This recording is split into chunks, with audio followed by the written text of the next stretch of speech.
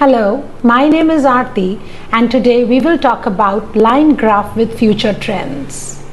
Candidates are very comfortable handling graphs in present tense and past tense. But when it comes to future tense, they are upset and they don't know how to handle it the right way. So let us learn this today. But before attempting the line graph, let us learn something about line graph with future trends. So we can see that a graph with predictions of future tends to talk about the happenings that may occur in future. They are not sure to occur. They may or may not occur. As future is unknown and uncertain, one cannot say for sure that a certain thing will happen. Now there is a specific vocabulary for future trends. Let us see that. We can use phrases like it is predicted, it is forecast, it is likely, it is projected, it is expected, and it is estimated. Let us see some examples with future trends so that they might help you to understand these expressions better. Let's see at the first example. The sale of cars is expected to fall minimally by the year end. Now, the sale of cars is going to fall by the year end. This is just a possibility. We are not sure about it. It may not or may happen. As we cannot peep into the future, so we cannot be sure about it. Let's see the second sentence. It is predicted that the population of Japan will surge dramatically by 2035. Once again, I would like to tell you, there is no surety that this will happen for sure. Maybe the world might come to an end and we might not see 2035. So, it's just the predictions. There is no surety about the things to happen. Let's look at the third example. A significant increase in the global temperature is projected by the end of the century. This might just be a prediction by the scientists. It may or may not happen. So I would like to repeat that with graphs with future trends, whatever happens in future is not a surety. It's just a prediction. So let us go to the line graph now. You can see that there is a graph and the question statement. Let us read the question statement first. The graph below gives information from a 2008 report about energy consumption in the USA since 1980 with projections until 2030. Summarize the information by selecting and reporting the main features and make comparisons wherever relevant. Let us now go to the line graph. We can see that there are four fuel sources, namely petrol, oil, natural gas, coal, nuclear power, solar, wind, and hydropower. Now, if you can relate, we know that fuel sources like petrol and oil, natural gas, and coal are called fossil fuels.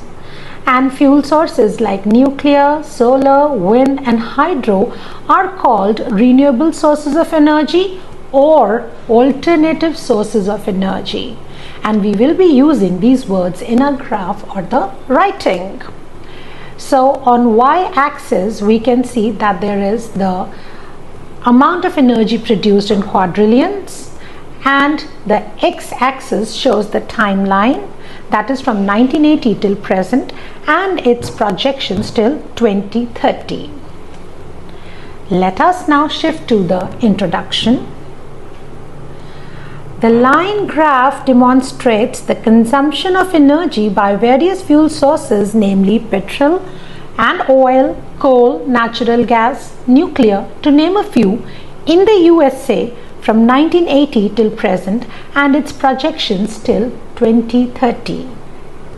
Now you can see I have not named all the fuel sources. After naming some of them, I've used the phrase to name a few. Moreover, I have used the phrase from 1980 till present and its projections till 2030 rather than simply copying it from the question statement. So this was all about our introduction. Let us now shift to the overview. So as we know that petrol and oil, natural gas and coal produce more energy in the USA, and energy produced by nuclear, solar, wind, hydro is much less as compared to these fossil fuels. So this will be our overview. Let us read it now. Overall, it is vivid that reliance of Americans on fossil fuels outshone that on alternative sources of energy, and the same trend is likely to continue by 2030. I have used the synonym Americans for the people of America rather than saying the people of USA, the denizens of USA. I have used the word Americans, which would add to a vocabulary. I've also used the terms fossil fuels and alternative sources of energy. Moreover, if you can see, as this task has two tenses, past and future, I have added one sentence each from both the tenses. So this is a complete overview. Let us now shift to the body paragraphs. So first comparison that I would like to talk about is petrol and oil. As you can see, in 1980, 35 quadrillion of energy was produced by petrol and oil. And from 1980 till 2005, we can see that this energy consumption increased very slowly. But beyond 2005, it surged dramatically. And you can also see that beyond the present, that is till 2030, petrol and oil is going to be the most used fuel source. So this is going to be our first point. Let us read it. Petrol and oil were by far the most used fuel sources in the USA in 1980. After rising minimally till 2005, this figure soared exponentially till present. Petrol and oil are forecast to top the list, hitting just under 50 quadrillion by 2030. So here I've talked about the past and even the future trend. And you can see I have used the phrase forecast to top the list. So having talked about petrol and oil, now let us shift to another comparison, and that is between natural gas and coal.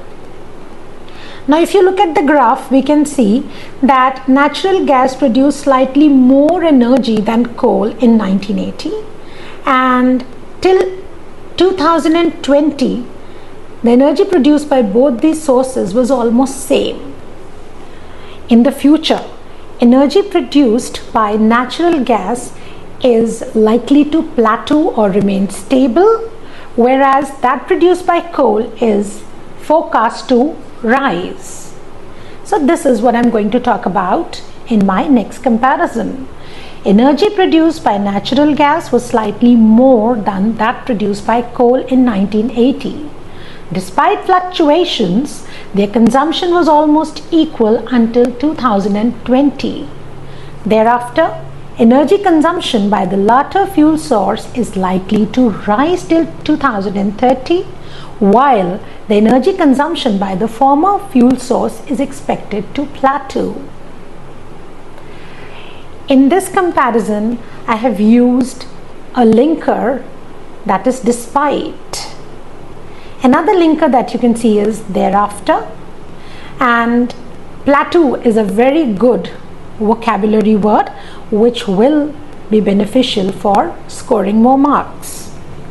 Let us look at the last comparison, and this talks about the alternative sources of energy. Now we can see that the energy produced by all the alternative sources of energy was less than around 5 quadrillion for the first 5 years, that is from 1980 till 85. Thereafter you can see that energy produced by nuclear crossed the 5 quadrillion mark, but the other sources could not do that. Let us read it. The use of solar, wind, nuclear and hydropower accounted for less than 5 quadrillion from 1980 to 1985. Beyond 1990, energy produced by nuclear crossed 5 quadrillion. Solar, wind and hydro, however, plateaued at 5 quadrillion and 3 quadrillion respectively. In this comparison, phrases like accounted for, beyond are very good. Moreover, just see the use of however. Instead of placing however at the beginning of the sentence, I have tried to put it between the sentence, which really will give it more complexity. And use of respectively obviously is a very good factor in the task. Thank you.